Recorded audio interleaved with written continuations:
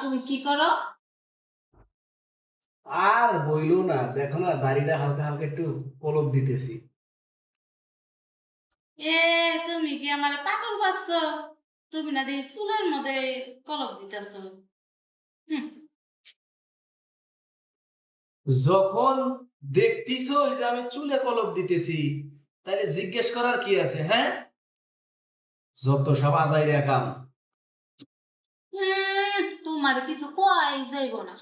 বুইড়া বয়সে আবার তোমার চুলে কলপ দেন লাগে, তাই না? তোমার বাপ দেখা বাঁচি না।